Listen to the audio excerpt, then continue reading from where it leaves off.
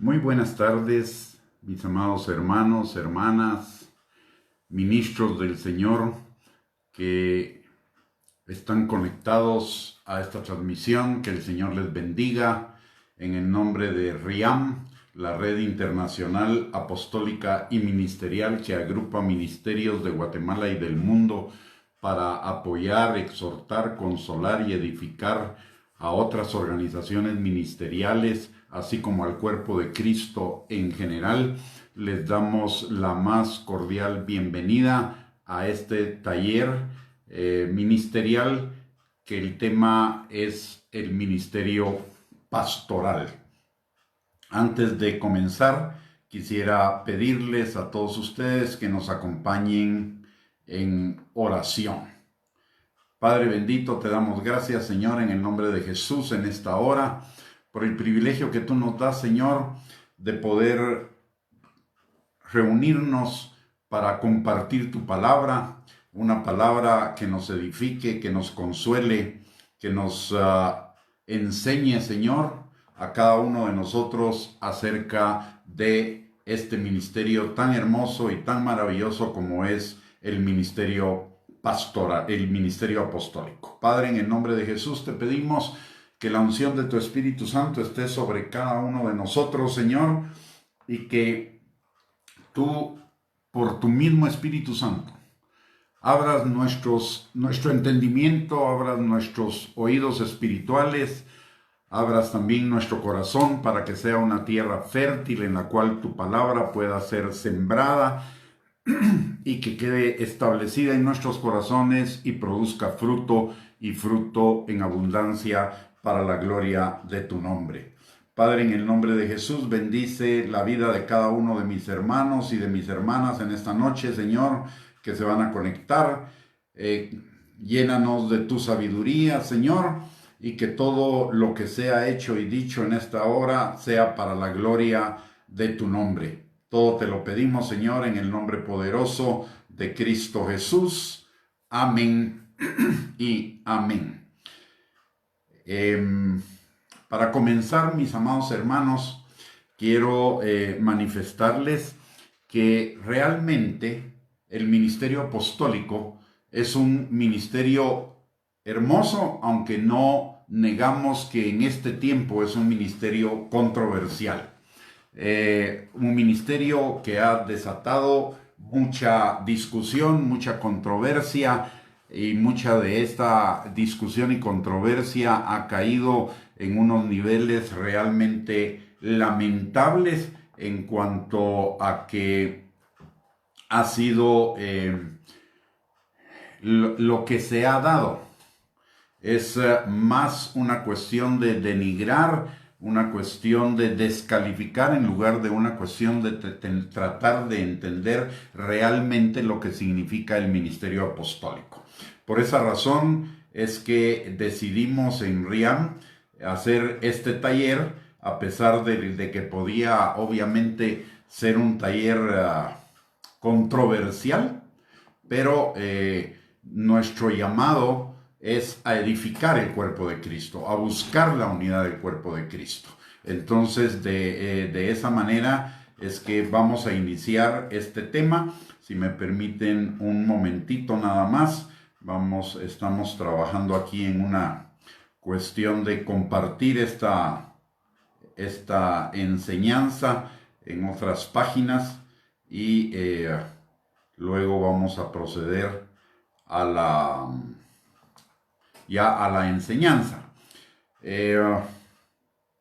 Para comenzar, el ministerio apostólico es un ministerio establecido por el Señor Jesucristo. Si recordamos en los evangelios, el Señor Jesucristo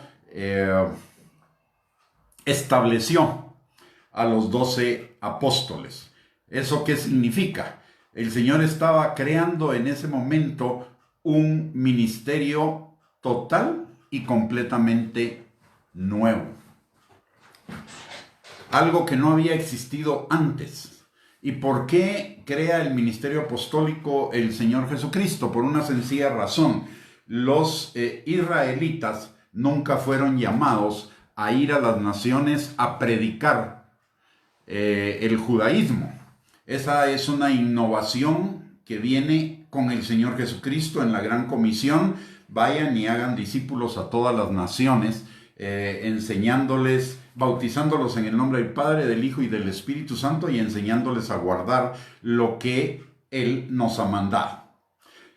Si vemos, este es un ministerio incremental. ¿Qué quiere decir? Es un ministerio que suma a los ministerios que ya existían anteriormente a la venida de Cristo, es decir, el ministerio pastoral a través de los sacerdotes, el ministerio profético y el ministerio magisterial a través de los levitas.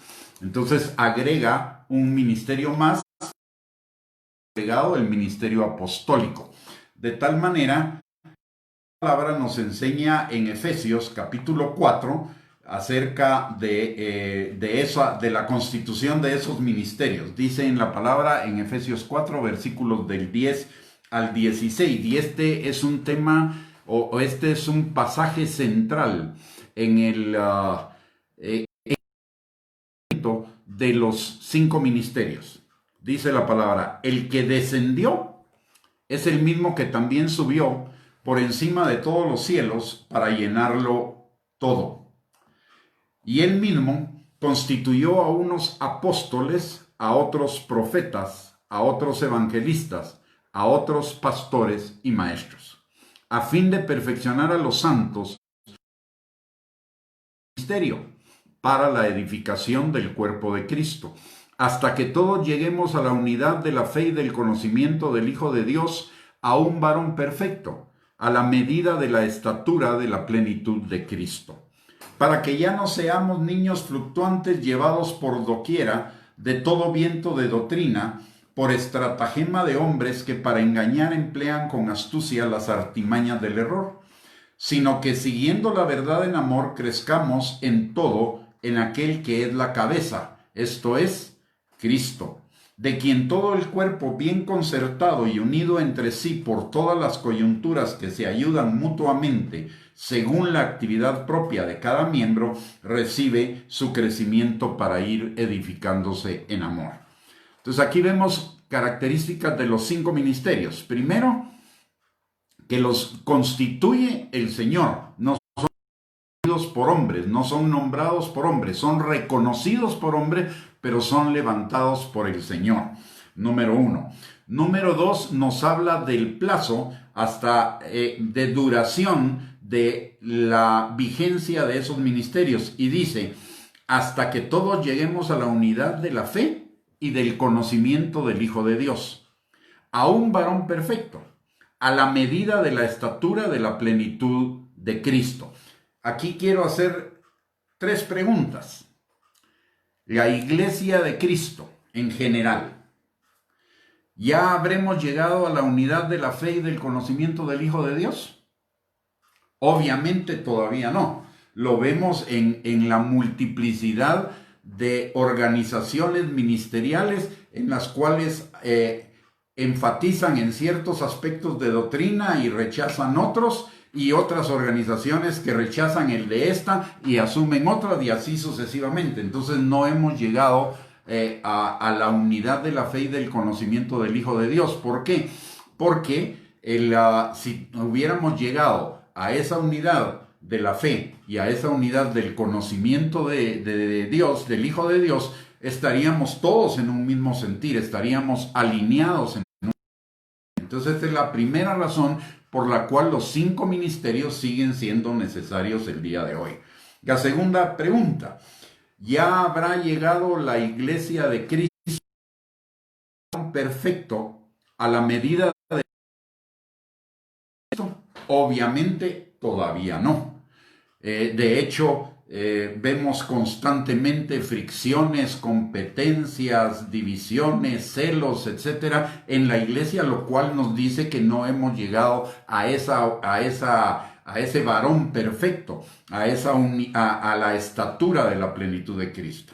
Y la tercera pregunta dice en Efesios capítulo 4, versículo 14: para que ya no seamos niños fluctuantes llevados por doquiera de todo viento de doctrina, por estratagema de hombres que para engañar emplean con astucia las artimañas del error. Pregunto, ¿ya no existe ese tipo de personas adentro del cuerpo de Cristo, funcionando adentro del cuerpo de Cristo, que son llevados por diferentes vientos de doctrina? Hoy están en una iglesia con una doctrina, pero sale otra iglesia con otra doctrina novedosa y entonces se cambian a esa iglesia y así sucesivamente. Eso nos dice que todavía estos 5 ministerios están vigentes o son necesarios.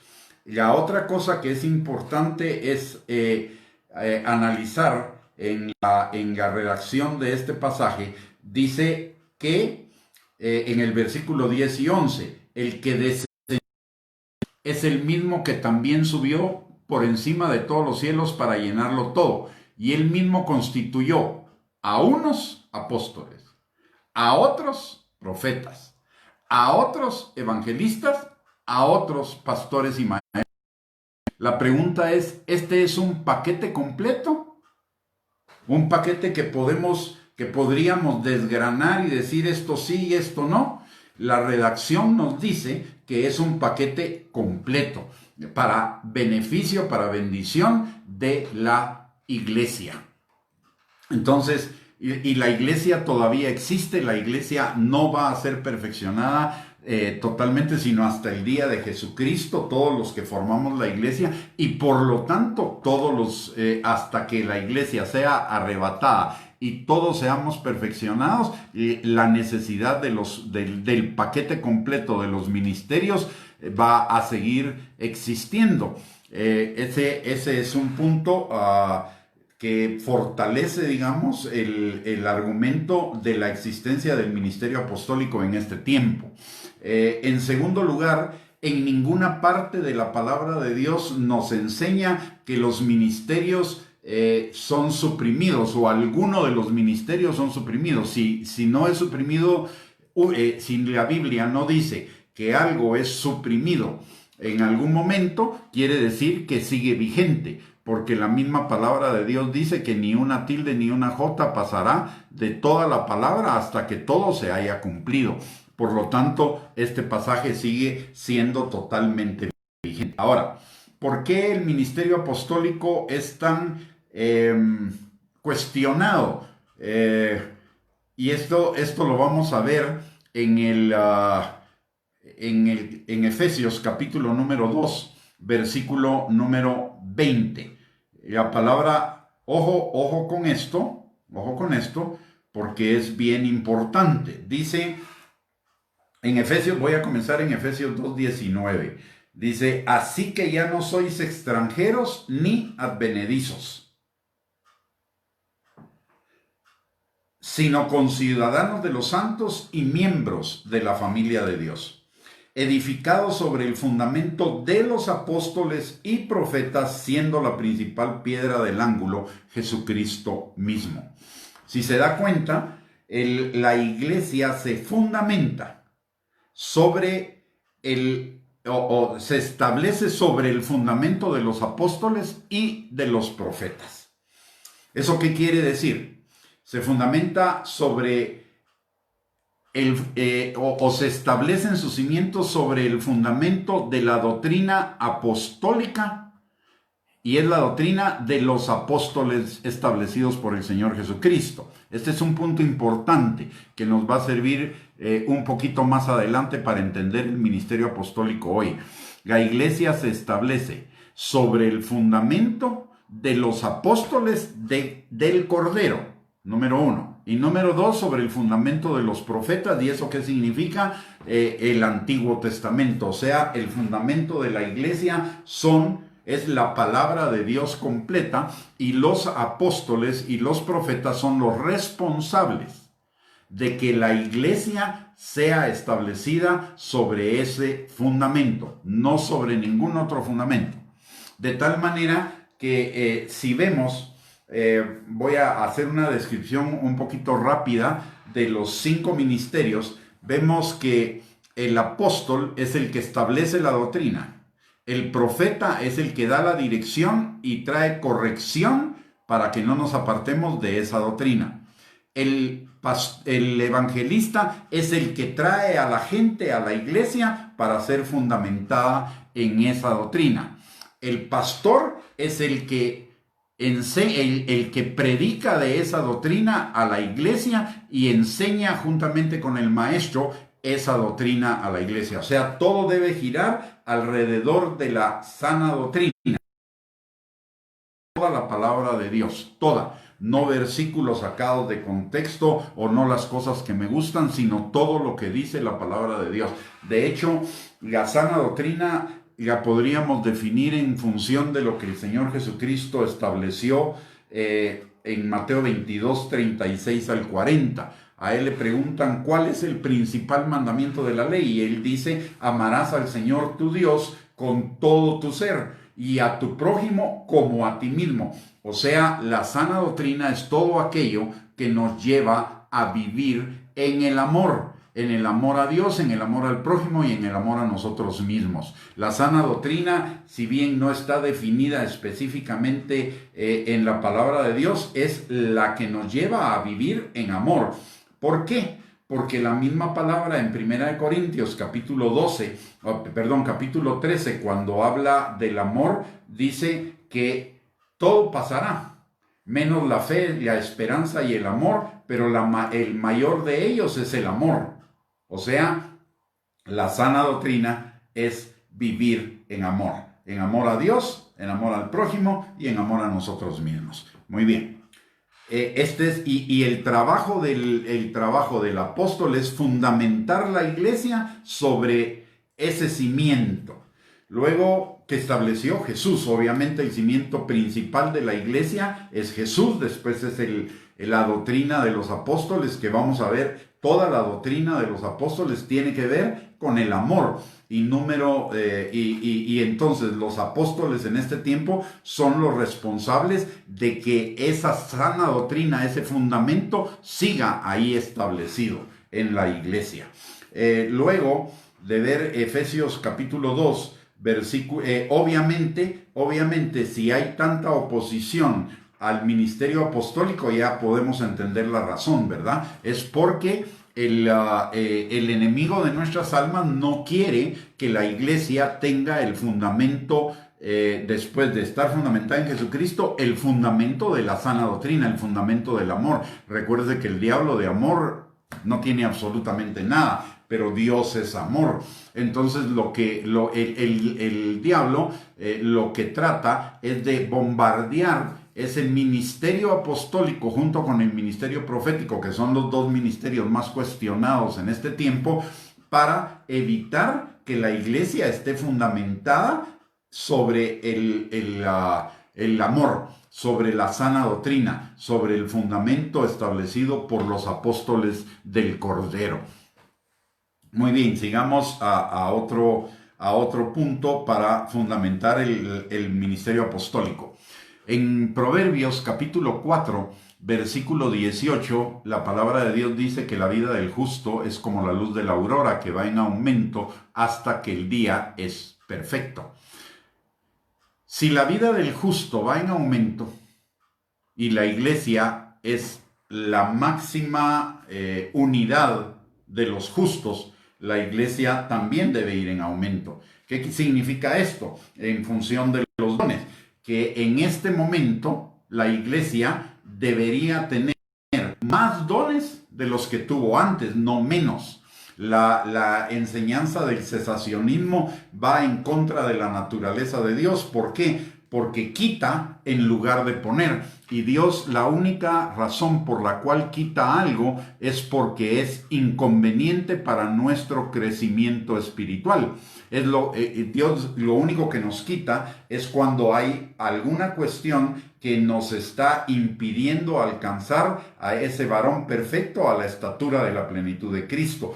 Por lo tanto, si los ministerios están enfocados a eso, el Señor no los va a quitar porque está alineado a su voluntad. Es su voluntad esa. Y eso nos lo enseña la palabra de Dios a través de varios pasajes. En primer lugar, Mateo 7:21 dice: no todo el que me dice Señor, Señor, entrará en el reino de los cielos, sino el que hace la voluntad de mi Padre que está en los cielos. ¿Y cuál es esa voluntad?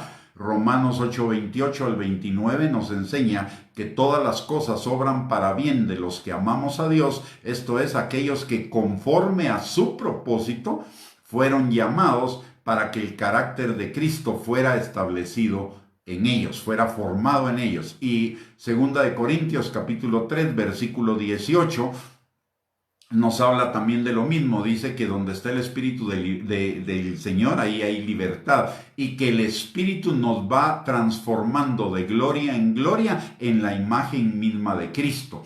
Y en otros pasajes de la Biblia refuerzan eso. La palabra de Dios nos enseña que ya no vivo yo, sino Cristo vive en mí. Y el mismo Pablo, ojo, y esto fundamenta también la existencia de los ministerios en el día de hoy.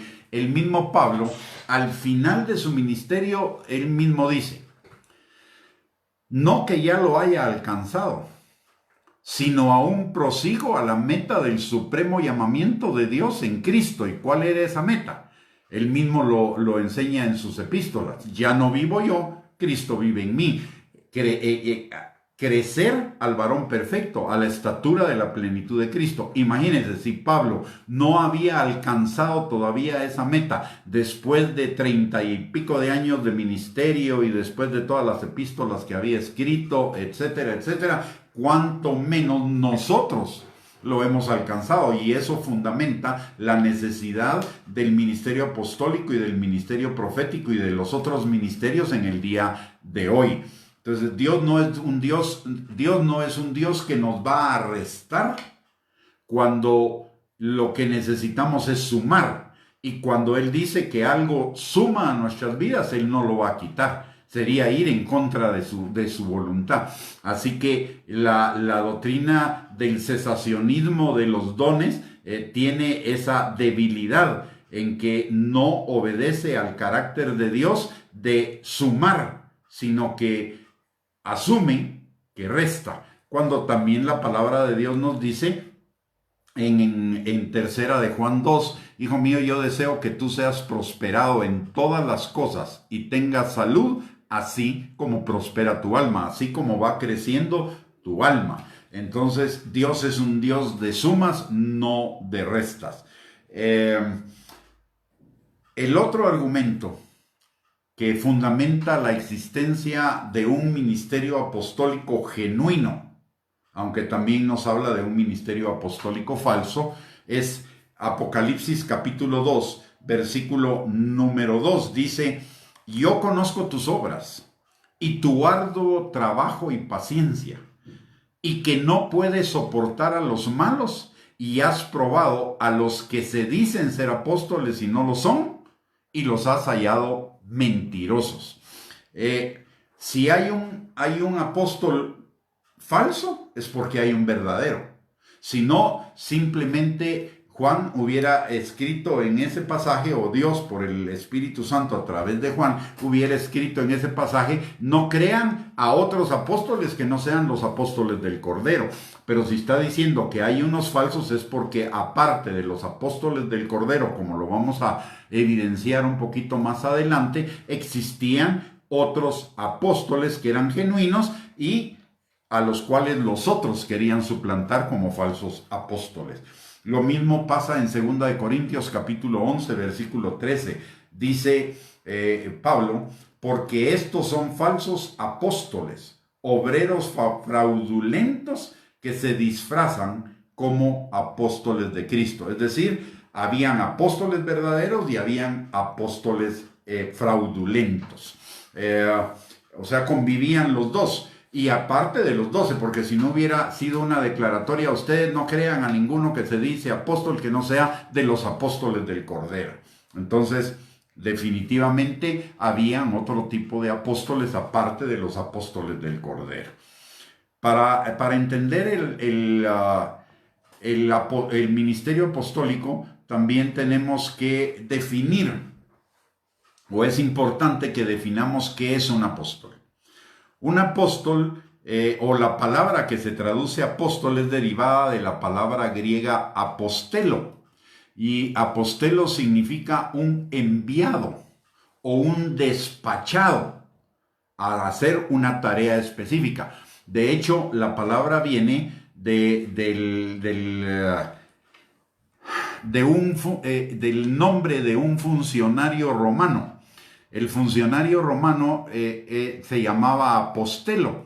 Este apostelo era un funcionario que iba a las provincias conquistadas por el Imperio Romano con una tarea específica, y era implementar las leyes de Roma en la cultura de esa provincia conquistada, es decir, la transformación de la cultura de esa población conquistada.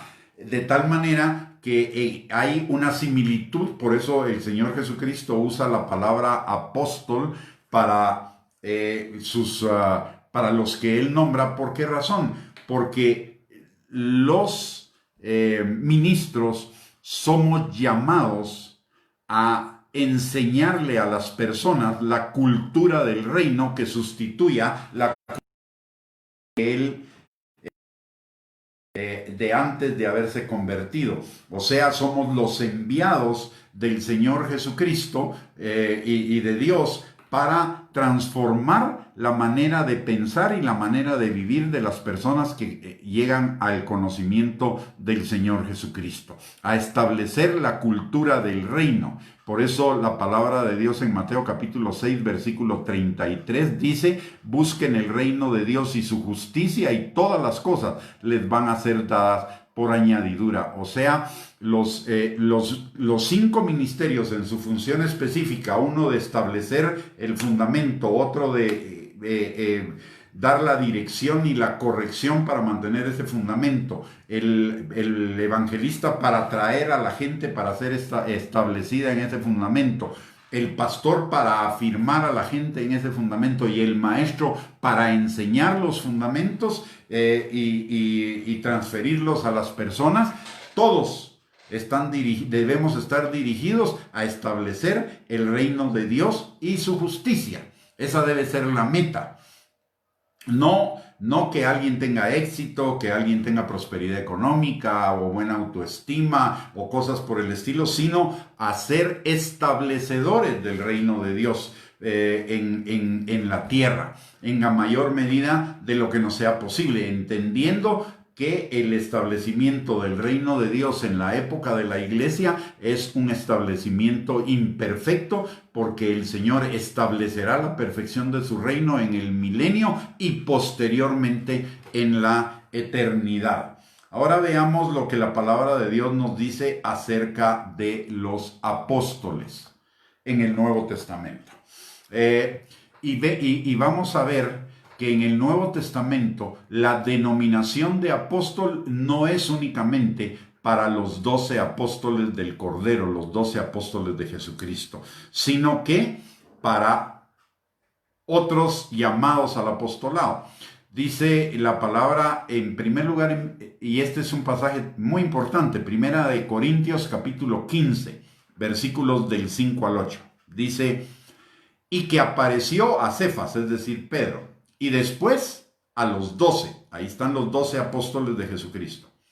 Después apareció a más de 500 hermanos a la vez, de los cuales muchos viven aún y otros ya duermen. Después apareció a Jacobo. Después a todos los apóstoles. Pero si ya había mencionado que de primero les había aparecido a los apóstoles, a los 12 apóstoles, ¿por qué vuelve a mencionar aquí apóstoles? Después a todos los apóstoles. ¿Será que era necesaria esa redundancia? Y todavía esto se une con lo siguiente que dice ese pasaje. Dice: y al último de todos, recordemos que Pablo es un apóstol y no es de los 12. Aunque lo quieran meter en los 12, no es de los 12. ¿Por qué? Porque el 12avo que sustituyó a Judas ya estaba establecido, que era Matías. Entonces Pablo es un apóstol diferente de los apóstoles de los 12. Quererlo meter dentro de los 12 es querer forzar una cuestión que no encaja. No, Pablo no puede ser un apóstol de los 12 porque Judas fue sustituido por Matías. Entonces, de ninguna manera, Pablo es el sustituto de Judas, fue Matías. Entonces, cuando dice después a todos los apóstoles, se está refiriendo a otros apóstoles dentro de los cuales se incluye él como el último de los apóstoles a los cuales él se le apareció. Luego, en este pasaje, fíjese algo interesante. Dice Jacobo. Jacobo no lo está mencionando como apóstol en ese momento. Y después a todos los apóstoles. O sea, Jacobo en ese momento no era un apóstol. Sin embargo, en el libro de... vamos a ver, déjenme encontrar esa escritura. Luego dice... en Gálatas capítulo 1, versículos 18 al 19, dice, después, pasados 3 años, subí a Jerusalén para ver a Pedro y permanecí con él 15 días, pero no vi a ninguno otro de los apóstoles, sino a Jacobo, el hermano del Señor. O sea, ahí había otro apóstol más de los 12. Era Jacobo, el hermano del Señor. Es más, si usted se recuerda en el primer concilio de Jerusalén, del que habla el libro de Hechos, Jacobo es el que preside, no es Pedro. Ni es otro de los 12, es Jacobo, un apóstol del nuevo tiempo. En otro pasaje, en 2 Corintios capítulo 8, versículos del 22 al 23, que obviamente es posterior a 1 Corintios 15, 5, 8, donde dice a todos los demás apóstoles, dice, enviamos también con ellos a nuestro hermano, cuya diligencia hemos comprobado repetidas veces en muchas cosas y ahora mucho más diligente por la mucha confianza que tiene en vosotros. En cuanto a Tito, es mi compañero y colaborador para con vosotros, y en cuanto a nuestros hermanos, son mensajeros de la iglesia y gloria de Cristo. O sea, ahí está hablando de por lo menos de tres personas más. Porque dice, enviamos también con ellos a nuestro hermano. Si es ellos, es más de uno. Quiere decir que por lo menos eran 2. Y el otro era Tito. Eso significa que ya son 3. Y dice, nuestros hermanos son mensajeros de las iglesias y gloria de Cristo. Lo interesante es que esta palabra que se traduce mensajeros en el idioma original es apostelo, que es un enviado. O sea, estos 3 también eran apóstoles y eran diferente clase de apóstoles a los 12 apóstoles del Cordero.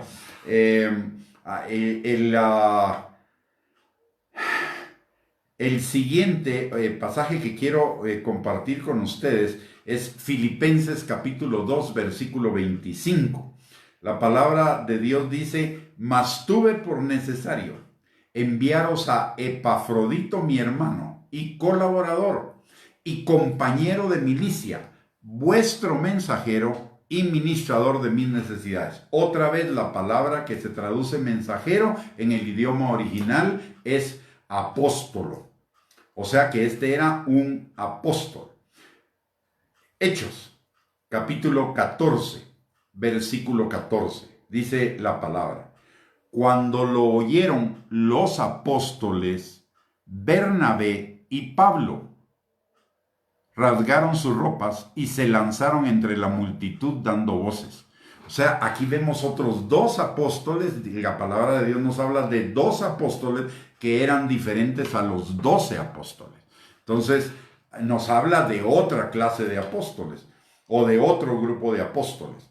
Ahora, ¿cuál es el problema por el cual muchos hoy rechazan el ministerio apostólico? No estoy hablando de personas en este momento, por favor. Estoy hablando del ministerio. Estoy hablando en términos muy generales.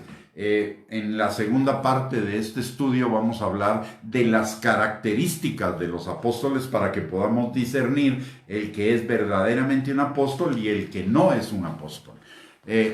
Pero ¿cuál es el problema por el cual el ministerio apostólico es rechazado por muchos o cuestionado por muchos? En primer lugar, no nos hemos percatado de un punto, y es que en la persona de la Trinidad hay tres personas: el Padre, el Hijo y el Espíritu Santo. Y cada uno de ellos tuvo o ha tenido apóstoles a su servicio. Y lo vamos a ver en la palabra de Dios, porque esto no se trata de una doctrina de hombres, sino se trata de una doctrina que está en la palabra de Dios, una enseñanza de la palabra. En Hebreos, capítulo 3, versículos del 1 al 2, dice: por tanto, hermanos santos, participantes del llamamiento celestial, considerad al apóstol y sumo sacerdote de nuestra profesión, Cristo Jesús, el cual es fiel al que le constituyó, como también lo fue Moisés en toda la casa de Dios.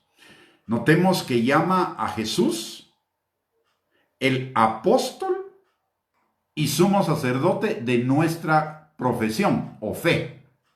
O sea, Jesús es el apóstol de la fe.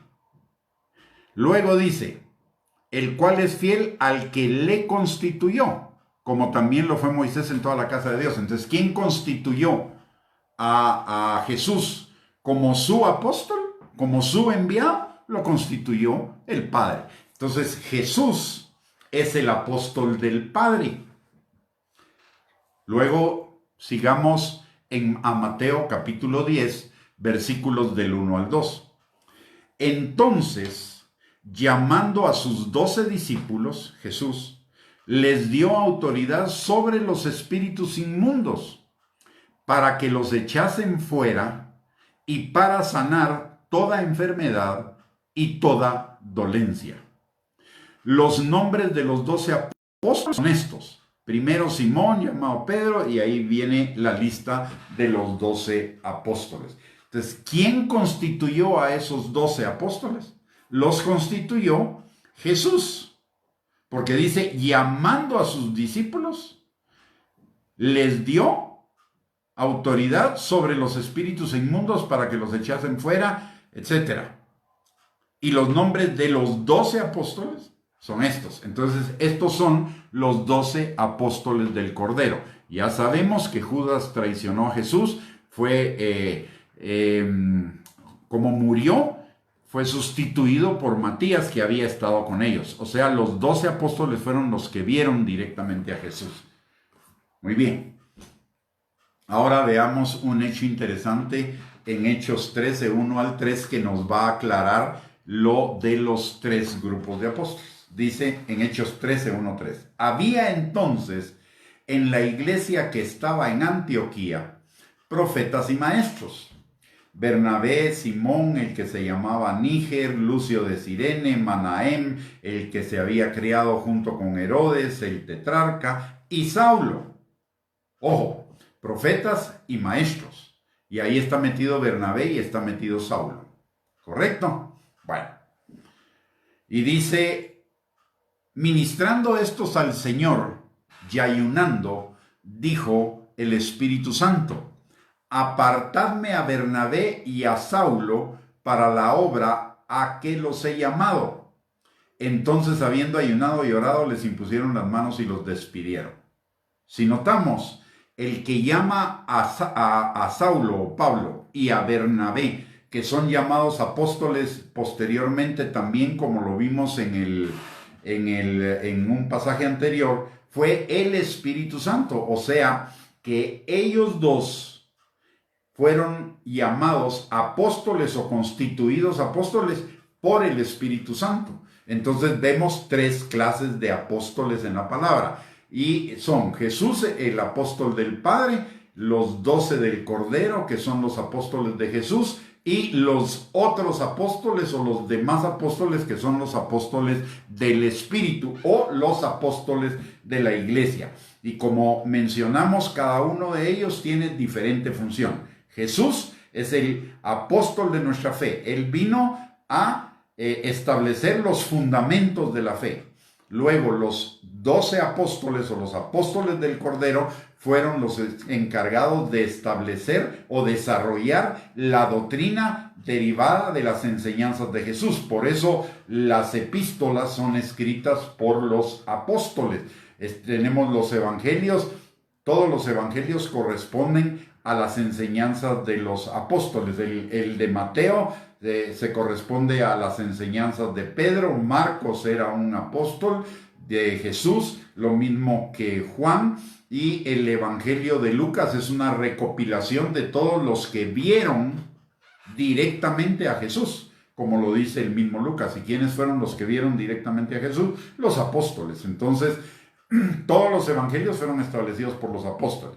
Después encontramos que tanto Jacobo, que después también es llamado Santiago, como Juan, como Pedro, establecen la doctrina. Si vemos las epístolas generales, que son Santiago, Judas es hermano de Jesús, también un apóstol posterior, pero las epístolas de Santiago, las epístolas de Pedro y de Juan fundamentan doctrina, establecen doctrina. Entonces, a partir de esas doctrinas que establece tanto Pedro como Juan, es que Pablo construye sus epístolas. Y si vemos las epístolas de Pablo, todas las epístolas de Pablo reflejan lo que enseñan Pedro y lo que enseña Juan, y lo desarrolla. Entonces, los apóstoles fundamentan la doctrina, los del Cordero. Y luego, los apóstoles del Espíritu hacen lo que hace Pablo. Fortalecen esa doctrina, no la cambian, no la transforman, la fortalecen. Desarrollan sus enseñanzas a partir de esos fundamentos que pusieron los apóstoles en sus epístolas. Lo mismo hace Santiago y lo mismo hace Judas, que son los otros que escriben las otras epístolas aparte de Pedro y Juan. Entonces vemos, ahí hay definidas las funciones específicas de cada uno de los apóstoles. Lo recopilo o lo resumo. Jesús pone los fundamentos. Los apóstoles del Cordero desarrollan esos fundamentos en doctrinas. Y los apóstoles del Espíritu desarrollan esas doctrinas en enseñanzas. Ahí está la función de cada uno, pero todos dentro de la misma línea. Ninguno de los apóstoles inventa doctrina. Jesús mismo lo dice. Jesús, él, como el apóstol del Padre, dice: lo que yo vi y oí hacer y decir al Padre, eso es lo que hago y digo. No hablo por mi propia cuenta. Lo que oigo del Padre, eso es lo que digo. O sea, Jesús no habla por sí mismo como apóstol, sino habla como habla el Padre. Luego los 12 discípulos hablan como habla Jesús. Y los apóstoles del Espíritu hablan como habla el Espíritu. Y el Espíritu habla lo que habla Jesús, y Jesús habla lo que habla el Padre. O sea, todos están en una misma sintonía. Por esa razón, una de las cosas que caracteriza al apóstol genuino de este tiempo, o sea, los apóstoles del Espíritu, es que no se van a apartar del consejo completo de la palabra de Dios, como dice Pablo, que Pablo les predicó el consejo completo de la palabra. No sacó versículos o pasajes para establecer doctrinas nuevas que no estuvieran ya en la palabra de Dios y fortalecidas por todo lo que dice la palabra de Dios. Entonces, todos están alineados en el mismo fin. Uno, que es Jesús, pone el fundamento. Los apóstoles del Cordero desarrollan ese fundamento, y los apóstoles del Espíritu enseñan sobre ese fundamento, sin apartarse de ese fundamento.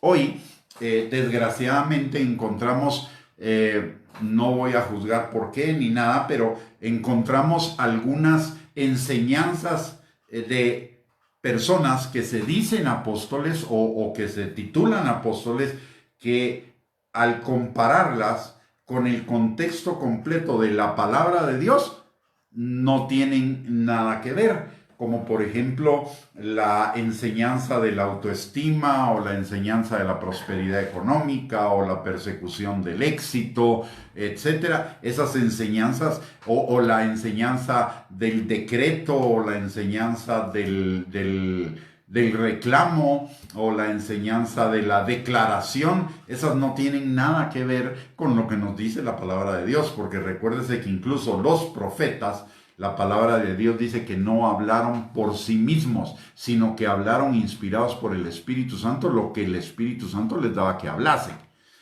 ¿Ya? Entonces, todos los ministerios debemos ir alineados al consejo completo de la palabra de Dios. De hecho, en el libro de Apocalipsis, en el capítulo número 22, dice algo muy interesante, que no solo se refiere al libro de Apocalipsis, porque recordemos que la Biblia es una unidad completa, desde Génesis hasta Apocalipsis, y dice en Apocalipsis 22,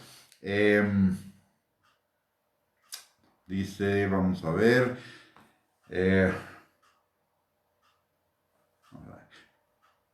y me dijo, no selles las palabras en el versículo 10.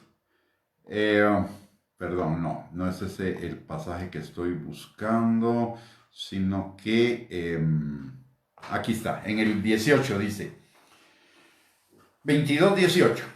Yo testifico a todo aquel que oye las palabras de la profecía de este libro. Si alguno añadiere a estas cosas, Dios traerá sobre él las plagas que están escritas en este libro. Y si alguno quitare de las palabras del libro de esta profecía, Dios quitará su parte del libro de la vida y de la santa ciudad y de las cosas que están escritas en este libro. El que da testimonio de estas cosas dice, ciertamente vengo en breve. O sea, Jesús dando testimonio de esas cosas. ¿Qué quiere decir? Yo no le puedo agregar ni quitar nada a la palabra de todo lo que está escrito entre Génesis 1:1 y Apocalipsis 22:21. O sea, toda la palabra tiene una integralidad. Aquellos que le agregan con nuevas doctrinas o nuevas revelaciones están equivocados, porque la palabra de Dios ya tiene toda la revelación. Dice la palabra que toda la escritura es inspirada por Dios. O sea, lo único inspirado por Dios es la escritura. Por lo tanto, toda la doctrina, toda la enseñanza ya está en la escritura. Las nuevas doctrinas y algunas tan raras como la unción del manguerazo o la unción del escobazo, que por ahí alguien la estableció en algún país del Caribe, es una loquera. Perdónenme, pero es una loquera. ¿Por qué? Porque no está en la palabra de Dios, no tiene sustento en la palabra de Dios. U otra doctrina que anda por ahí circulando, que dice que los ministros, los únicos ministros que serán la novia del Cordero son los ministros secundarios, pero los ministros primarios van a ser arrebatados, pero van a regresar en la tribulación. Esa enseñanza no tiene ningún sustento bíblico, va en contra de lo que dice la palabra de Dios. Esa es una doctrina o una enseñanza de hombre que no está en la palabra de Dios. Por eso la misma palabra dice la misma palabra dice a la palabra y al testimonio. ¿Cuál es el testimonio? La palabra. O sea, está refrendando que el único testigo de una doctrina sana, de una doctrina bíblica, debe ser la palabra de Dios. Y para esto tenemos que tener algo claro, aunque no es el tema del ministerio apostólico, pero tenemos que tener algo claro. La palabra de Dios dice que en boca de 2 o 3 testigos conste todo asunto. Pero también tenemos que ver claramente esto. Si hay en la palabra de Dios un testigo que contradice lo que estoy diciendo, entonces el que está mal soy yo. No es la Biblia, porque la Biblia también hace equilibrios. Por ejemplo, la Biblia dice que yo deseo que tú seas prosperado en todas las cosas. Y vamos a tomar el aspecto económico. Dios nos va a prosperar económicamente, pero la Biblia también dice que seamos sobrios.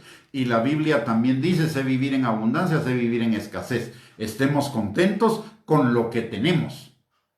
O sea, ahí establece un equilibrio, precisamente para que no nos vayamos del otro lado. Entonces yo necesito, cuando hablo de finanzas o hablo de prosperidad económica, lo tengo que poner en dos contextos. Número uno, que está bien, si Dios me prospera, no es para que yo viva como hijo del rey o como o ostentosamente, sino que es para que yo viva con mis necesidades cubiertas y que el resto lo siembre en el reino de los cielos.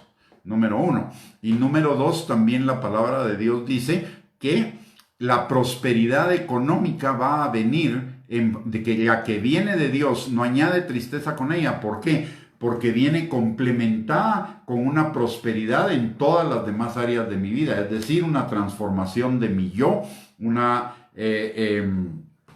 y una transformación de mi alma. ¿Por qué?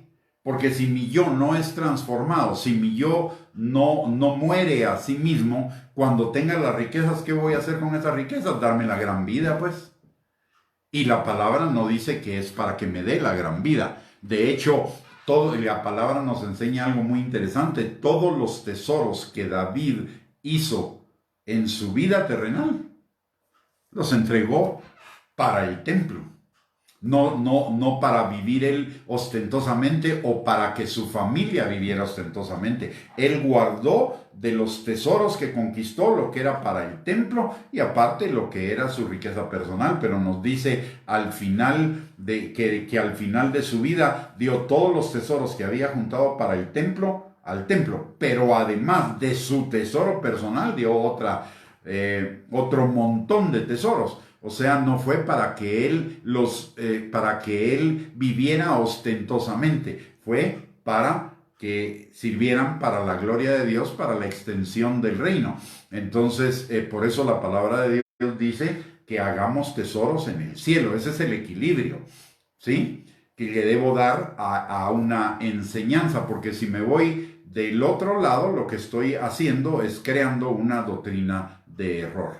Es como también hay otra enseñanza relacionada, por ejemplo, con el tema de la unción. Pareciera que la unción se da por imposición de manos, pero la palabra de Dios dice que la unción permanece sobre nosotros, sobre todos. La unción es el Espíritu Santo. El Espíritu Santo viene a morar en nosotros, está en nosotros, con nosotros y sobre nosotros. Y el Espíritu Santo viene a morar con nosotros desde el momento en el cual somos salvos y somos hechos templos del Espíritu Santo. Entonces no tengo que estar yendo cada semana o cada mes o cada año a recibir unción, porque la unción ya la tengo. Lo que necesito es recibir enseñanza de la palabra de Dios para que el Espíritu Santo tome esa enseñanza, la establezca en mi corazón y me transforme. Esa es la verdadera función de la unción. La unción no es para predicar, la unción no es para los dones, aunque tiene que ver en ello. La principal función de la unción es mi transformación, porque la palabra de Dios claramente dice que la unción pudre el yugo. ¿Qué yugo? Todas esas ataduras, fortalezas, argumentos, altiveces que se levantan en contra del conocimiento de Dios para llevar cautivo todo pensamiento a la obediencia a Cristo. Ahora, del otro lado, también están las enseñanzas en cuanto a que digan que los dones han cesado. Esa es una enseñanza que no tiene fundamento en la palabra de Dios, tiene fundamento en argumentos humanos, pero no tiene fundamento en cuanto a la palabra de Dios, por un lado. Por el otro lado, algunos de los que dicen que ya los dones cesaron, lo dicen porque ya la iglesia se estableció en el libro de Hechos y en la iglesia primitiva. Ahora, si los dones fueron para establecer la iglesia primitiva en medio de una situación contraria, ¿cuánto más no vamos a necesitar los dones, todos los dones en este tiempo, para que la iglesia sea establecida cuando este tiempo es el peor de los tiempos de la historia humana? Para la iglesia. Es cuando la gente está más anticristo. Cuando las enseñanzas o más bien las políticas y los conceptos que rigen las políticas en el mundo son totalmente anticristianos y proliferan por todos lados. Y son tiempos peligrosos, como lo dice la palabra de Dios también en segunda de Timoteo capítulo 3. Entonces, ¿cuánto más no vamos a necesitar los dones en este tiempo? Y eso incluye los dones, el don del ministerio profético y del ministerio apostólico para la edificación de la iglesia. Y déjeme decirle algo aquí. No es que esos dones sean nuevos, es que Dios ha traído en este tiempo una revelación o una iluminación de la palabra, porque el don apostólico y el don profético siempre ha existido. Si nosotros, por ejemplo, en el tiempo, todos los prerreformadores, porque Lutero es como la cabeza visible o la cabeza más notoria de la reforma. Pero la reforma comienza con profetas que comienzan a confrontar lo que la iglesia creía años antes. Todos estos, que son los precursores de la reforma, definitivamente fueron profetas y fueron apóstoles. Tuvieron los dos, unos fueron Lutero fue un apóstol, un retornador a las doctrinas de la palabra de Dios. Lo mismo que Lutero. Ellos fueron apóstoles. ¿Por qué? Porque ellos establecieron la iglesia de su tiempo sobre el fundamento de los apóstoles del Cordero. O sea, y a lo largo del tiempo, si nosotros escudriñamos la historia de la iglesia, vamos a encontrar que hay cualquier cantidad de apóstoles. En todos los tiempos, que no hayan sido reconocidos como tales, eso es una cosa totalmente diferente, pero que no hayan existido, han existido en todos los tiempos. Por ejemplo, a este Dave Wilkerson, por ejemplo, no se le reconoce, creo que es el que escribió el libro ¿Por qué no llega el avivamiento? A él no se le reconoce el que sea un apóstol, pero él realmente es un apóstol y un profeta. Las dos cosas. Aunque no, en su tiempo el ministerio apostólico no existía reconocido, y el ministerio profético andaba ahí medio caminando, pero comenzando el reconocimiento nuevamente del ministerio apostólico y del ministerio profético. Pero profetas y apóstoles han existido en todo tiempo. Muchos de los misioneros que vinieron a América y que fueron a África a llevar el evangelio, en realidad eran apóstoles, algunos de ellos, no todos, pero una buena cantidad de ellos eran apóstoles, estaban funcionando en el ministerio apostólico. Y en la segunda parte de esta enseñanza, que vamos a tener dentro de 15 días, vamos a ver las características de los apóstoles. Muchos de los misioneros de ese tiempo fueron apóstoles. Así que espero que con esta introducción hayamos podido aclarar la verdad del ministerio apostólico o reconocer la verdad de la existencia del ministerio apostólico. No estoy hablando de reconocer,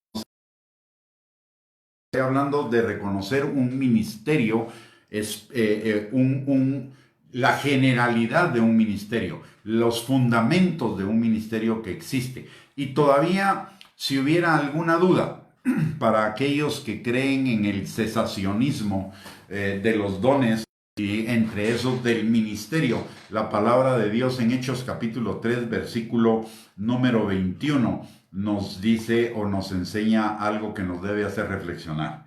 Hechos 3, 21 dice: a quien de cierto es necesario que el cielo reciba hasta los tiempos de la restauración de todas las cosas de que habló Dios por boca de sus santos profetas que han sido desde tiempo antiguo.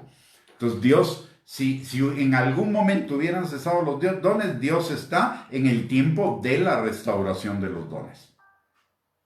Así que, mis amados hermanos, por mí, como introducción al tema, como enseñanza acerca de la existencia bíblica actual de los 5 ministerios y específicamente del ministerio apostólico, pues por mí la enseñanza ha terminado. No sé si alguno de ustedes tenga alguna pregunta para que la podamos resolver en este momento.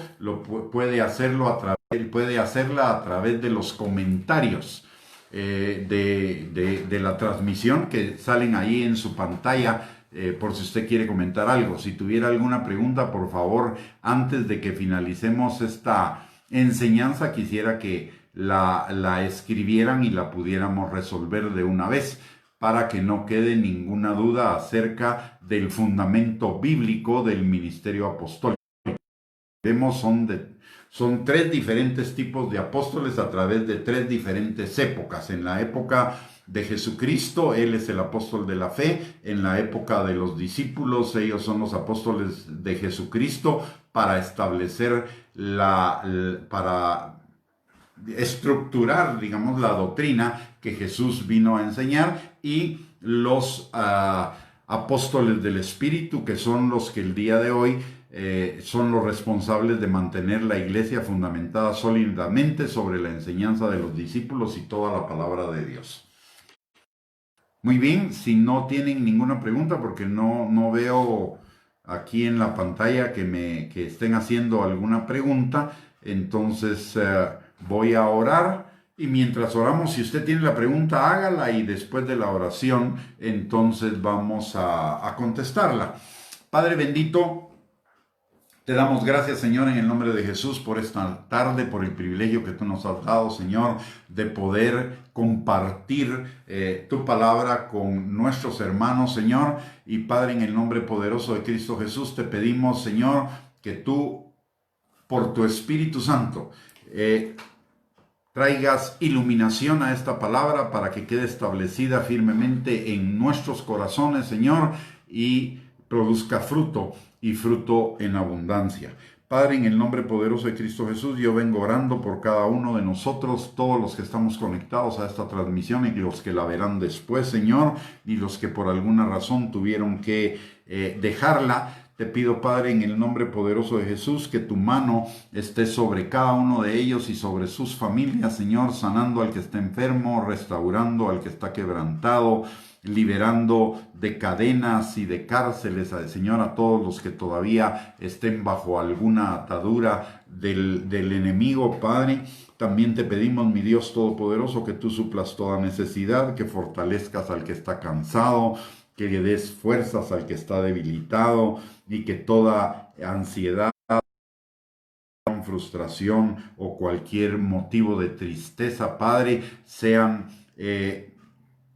cambiados a través de ese manto de gozo y óleo de alegría que tú derramas en nuestros corazones. Te lo pedimos, Padre, en el nombre poderoso de Cristo Jesús. Amén y amén. Muy bien, hay una pregunta. Aquí en realidad hay 2 preguntas muy interesantes. Una, ¿cuál es la función del apóstol como cobertura del pastor y su ministerio? Ok. El apóstol es un pastor de ministros. O sea, el apóstol es un pastor a un nivel diferente, digamos, del pastor de iglesia. El pastor de la iglesia es el pastor de las ovejas, pero ¿quién pastorea al pastor? Pues lo pastorea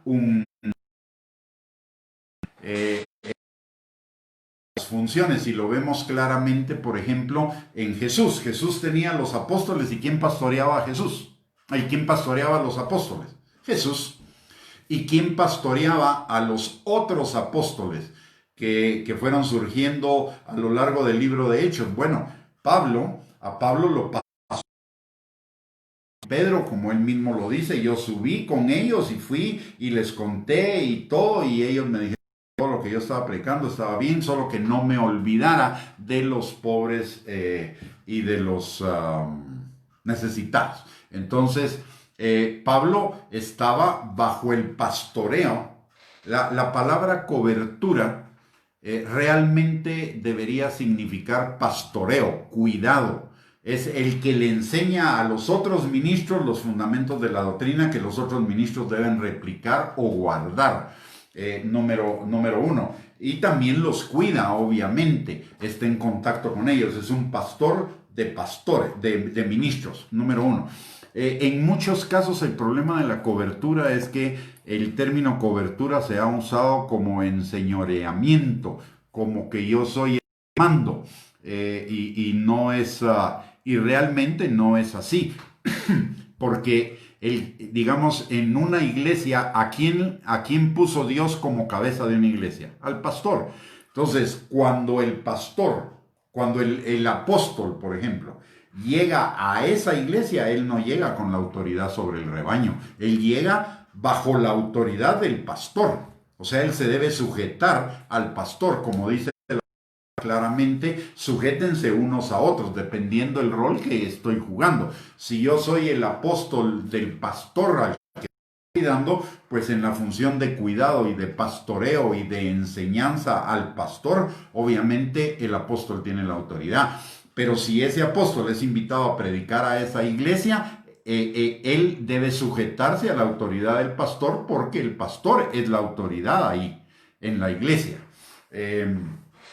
Entonces, no es un enseñoreamiento, ni es el tampoco dar órdenes, sino que es el enseñar en amor, en cuidar. Y Pablo era un apóstol, y en segunda de Tesalonicenses, déjeme ver, creo que es primera de Tesalonicenses 2, ahí nos habla de una característica de los apóstoles. Dice Pablo, fíjese, uno piensa que Pablo, apóstol Gretel, uno piensa que Pablo es un tipo así como muy rudo, muy drástico, muy duro.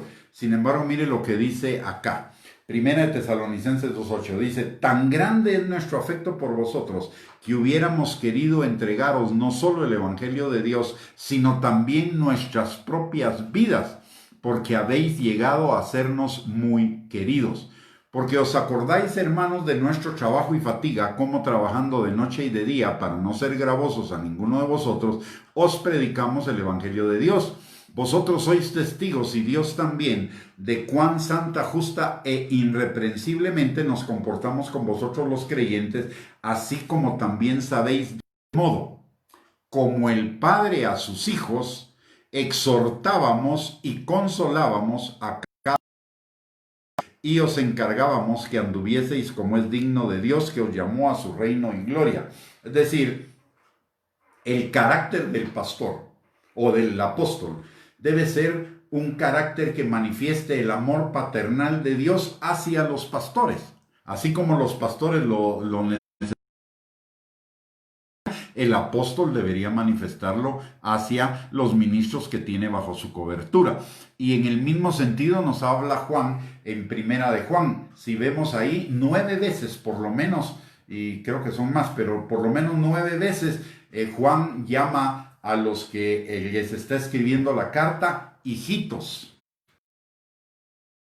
Corazón paternal está manifestando, y Pedro también, aunque en menos medida, pero Pedro también manifiesta ese carácter paternal. Entonces, la función de la cobertura no es enseñorearme, la función de la cobertura no es mandar, la función de la cobertura no es decirle al pastor usted tiene y debe hacer esto. La función del apóstol es seguir el proceso de enseñanza, discipulado, crecimiento, transformación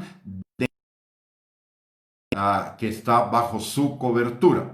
Ahora, Fabio Armas nos hace la pregunta, ¿quién nombra hoy a los apóstoles? Los apóstoles siempre han sido nombrados por Dios.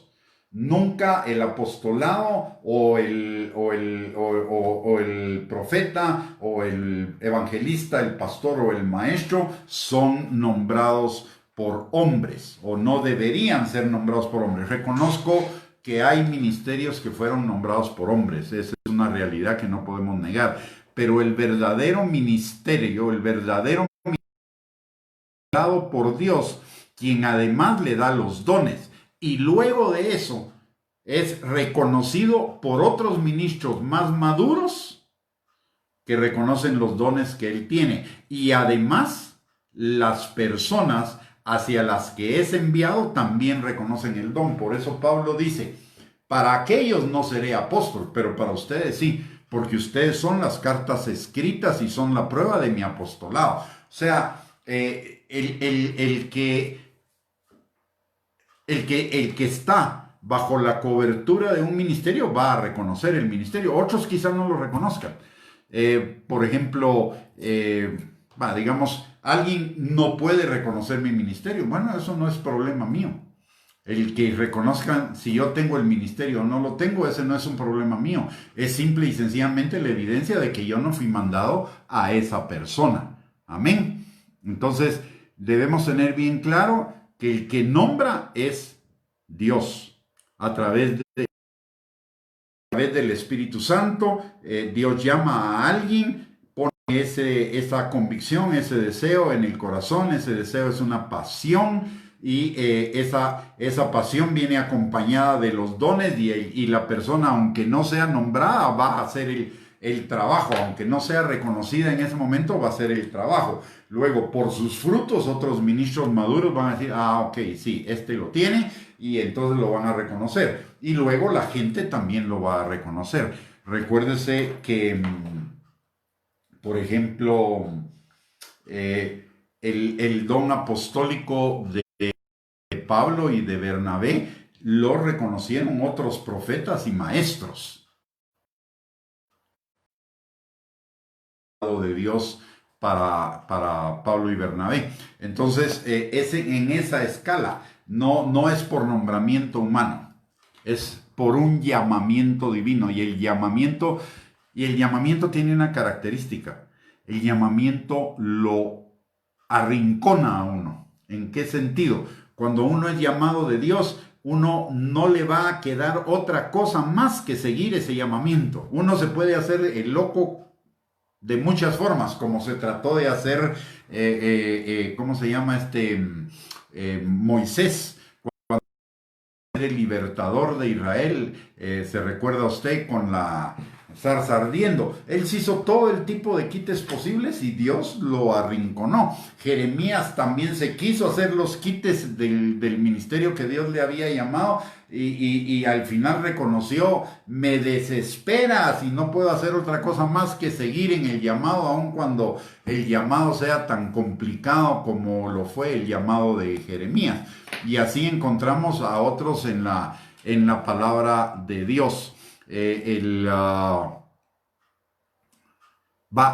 llamado va a consumir y no me va a quedar más que rendirme al llamado. La hermana Daris dice, ¿le pueden llamar padre o papá a un apóstol en este tiempo de la doctrina que tiene los 5 ministerios? Mi Biblia dice que no llamemos padre a nadie, es padre en mayúsculas, ¿ok? Es obvio que si Juan o Pablo le están llamando hijos a los que estaban bajo su cobertura, hijos espirituales le llamarán padre o papá. Puede ser. Ahora, una cosa es que pueda ser y otra cosa es que lo impongan. ¿Sí? no debe ser una imposición. En todo caso, debería salir de la gente, no debe ser una imposición de como yo soy su padre espiritual, ustedes me tienen que llamar padre o papá o lo que sea. Mire, verdad, la verdad. Voy a ser sincero de lo que yo pienso. No vayan a hacer una doctrina de esto, pero una de las cosas que yo pienso es que el título al final no es lo relevante. Lo relevante es que yo haga la función. Yo puedo imponer que me den un título, pero si no hago la función, ¿de qué me sirve? No sirve de nada. Dios no me va a evaluar por el título, Dios me va a evaluar por el llamado, por la función. ¿Ah? Si usted me pregunta a mí, pues sí, obviamente soy un apóstol, pero me han dicho cualquier cosa de cualquier tipo de dones. Y yo, la verdad es que no me fijo mucho en eso. De hecho, yo no uso el título de apóstol, no lo uso. ¿Por qué? Porque el título no es tan importante. Lo fundamental es hacer la función. Así que si le dicen a uno padre o no, eso francamente no es una cuestión como muy relevante, ¿ok? Luego vamos a ver, el apóstol, la hermana Celia pregunta si el apóstol debe tener un nivel de estudio específico. Francamente, todos, no solo los ministros. Todos los creyentes somos llamados a escudriñar las escrituras. Todos los creyentes somos llamados a leer, meditar y entender las escrituras de día y de noche y tener en ella nuestra delicia. Obviamente hay algunos estudios que pueden fortalecer el trabajo, específicos orientados al trabajo del pastor, al trabajo del apóstol, al trabajo del profeta, o al ministerio de cada uno de ellos.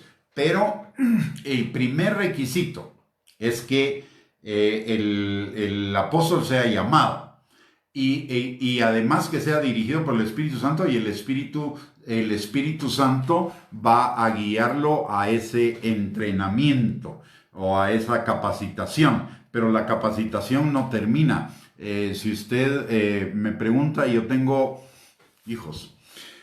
más o menos 35 años de estar en el ministerio, con caídas, con todo, pero desde el primer día que el Señor desde antes en realidad, que el Señor me llamara al ministerio, el Señor puso en mi corazón el estudiar la palabra de Dios, pero estudiarla así seriamente. Y hasta el día de hoy sigo aprendiendo, no dejo de aprender, no dejo de conocer, de recibir nuevas enseñanzas de parte de la palabra con siervos. La preparación es toda la vida y no un nivel específico de estudios. Luego vamos a ver, hermana Daris dice qué significa. Bueno, de hecho, el apóstol, esto viene de la observación, ¿verdad? El apóstol, sin embargo, esta observación la contradice la palabra con los 12 apóstoles del Cordero. Mi experiencia con el apostolado es que normalmente el apóstol o el llamamiento de apóstol viene después de otro llamamiento. ¿Qué quiere decir eso? El llamamiento de apóstol viene después del llamamiento ya sea de profeta, de evangelista, de pastor, de maestro, y entonces se agrega el llamamiento del apóstol. Eso es lo que yo he podido observar, pero no hay en la palabra de Dios una evidencia suficiente para decirlo de esa manera. Podría ser que alguien sea llamado al apostolado sin pasar por los otros ministerios. Hermana Daris pregunta sobre las ¿es por respeto de jerarquía o por ser veteranos en su tiempo de enseñanza o por su capacidad en su teología escatológica? No es por nada de eso. El Señor pone el querer como el hacer y el Señor dirige. El tema de la cobertura de un tema, así como el apóstol es llamado. Recuérdese también que la palabra de Dios dice: escribe la visión en tablas para que todo aquel que lea corra con ella. Entonces el Señor, si Él hace el llamado, Él va a traer a las personas que van a estar bajo esa cobertura. No debe ser una cobertura buscada por motivos de conveniencia o por motivos intercambios ni nada de eso. Debe ser una cobertura motivada por el Espíritu Santo. Dios tiene una cobertura espiritual para cada uno en específico de acuerdo a las características, al llamado, al propósito de Dios para esa persona. Entonces, la palabra de Dios dice que nosotros debemos ser guiados por el Espíritu Santo, no debemos ser guiados por conveniencias, emociones, conceptos humanos, etcétera, sino debemos ser guiados por el Espíritu Santo. Entonces, el pastor o la persona que venga a estar bajo cobertura de alguien, esa persona debería ser dirigida por el Espíritu Santo. Muy bien, espero que con eso haya aclarado esa duda. Luego, toda iglesia debe tener coberturas. La verdad es que sí, debería ser. Debería ser. La palabra de Dios dice que nos sometamos unos a otros en el temor de Jehová, en Efesios capítulo 5, versículo 21. Entonces, sí deberíamos tener una cobertura todos. Incluso un apóstol debería tener cobertura de otro apóstol aún más experimentado y mayor y así, porque todos debemos estar bajo cobertura unos de otros, de acuerdo a lo que nos enseña la palabra de Dios.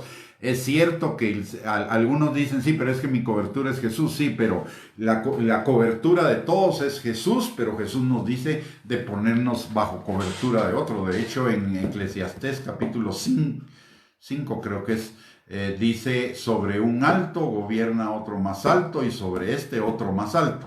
Eso habla de una sucesión de coberturas, o sea, todos deberíamos estar en un círculo de coberturas. ¿Por qué? La palabra de Dios lo dice también en el Salmo 133: mirad cuán bueno y cuán delicioso es habitar los hermanos juntos en armonía. Es como el aceite que es derramado sobre la cabeza de Aarón, baja por las barbas y sigue hasta las vestiduras. O sea, la bendición viene por la cabeza, pero es una cabeza visible. Entonces, aparte porque la bendición viene de la cabeza superior, que es Jesús, pero Jesús pone esa bendición en una cabeza terrenal y esa cabeza la va derramando hacia los que están bajo su cobertura. Sin embargo, yo no condenaría a ninguno que no esté bajo cobertura.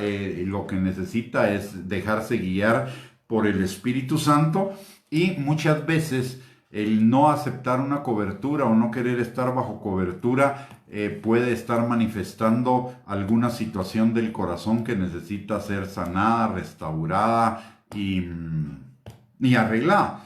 De hecho, otra razón de la cobertura es la cuestión de los diezmos. Si yo no tengo cobertura, ¿a quién diezmo? Y la palabra de Dios nos manda a todos, aún a los ministros, a diezmarle a alguien más. Entonces, si no tengo cobertura, ¿a quién le voy a diezmar? Ese es un punto también importante para buscar la cobertura. Luego vamos a ver si hay alguna otra pregunta por acá. No, yo creo que ya resolví todas las preguntas. Entonces, si todas las preguntas ya están resueltas, yo no me queda más que agradecerles el privilegio de haberme permitido estar con ustedes y compartir esta enseñanza. Y le voy a pedir algo, por favor. No me crea a mí. Yo me puedo equivocar. Vaya a las Escrituras. Sea como los de Berea, que dicen que eran más nobles que todos los demás, porque después de oír la enseñanza iban a las Escrituras a verificar si lo que Pablo les había enseñado era la verdad, era conforme a las Escrituras. Así que, por favor, vaya usted a las Escrituras. El Espíritu Santo es nuestro maestro, el Espíritu Santo es el que nos aclara y y nos ilumina la palabra de Dios y nos enseña y nos guía. Así que usted reciba la enseñanza, buenísimo, pero vaya a su Biblia mismo. Así que muchísimas gracias, bendiciones para todos y nos vemos primeramente Dios en 15 días para ya entrar a los detalles específicos del ministerio apostólico, como cuáles son las características de un apóstol, cuáles son todas las funciones que debe desarrollar un apóstol, etc. Y la función del apóstol en este tiempo específico que nos está tocando vivir. Que el Señor les bendiga, que tengan ustedes una linda noche, un lindo fin de semana. Esperemos podernos encontrar. Así que bendiciones, un abrazo para todos.